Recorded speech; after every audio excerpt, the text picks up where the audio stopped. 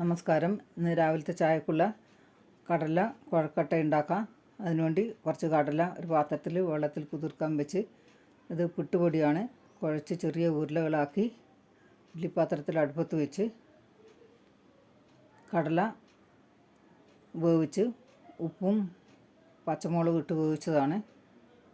കുഴക്കട്ടയും വെന്ത് കഴിഞ്ഞ്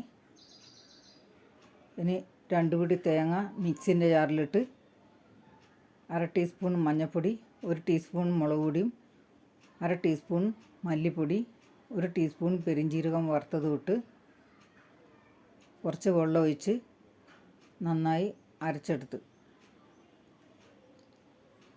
ഇനി ഉരുളി അടുപ്പത്ത് വെച്ച് വേവിച്ച കടലയിട്ട് കുറച്ച് വെള്ളം ഒഴിച്ച് ഇനി അരപ്പ് ഒഴിച്ച് കൊടുക്കാം. ജാറിൽ കുറച്ച് വെള്ളം ഒഴിച്ച് അത് ഒഴിച്ച് ഒന്ന് ഇളക്കി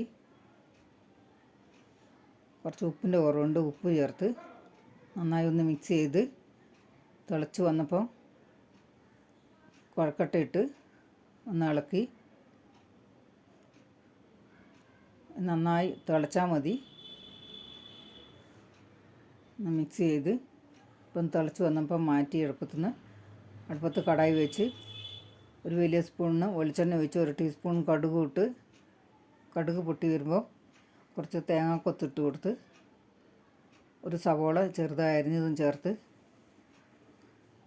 3 വറ്റൽമുളകും കുറച്ച് കരിവേപ്പിലയും ഇട്ട് ഇളക്കി ഉള്ളിയെല്ലാം മൂത്ത് വന്നപ്പോൾ കുഴക്കട്ടയിൽ ഒഴിച്ച് കൊടുത്ത് ഒന്ന് മിക്സ് ചെയ്യുക. നല്ല സൂപ്പർ ടേസ്റ്റാണ്.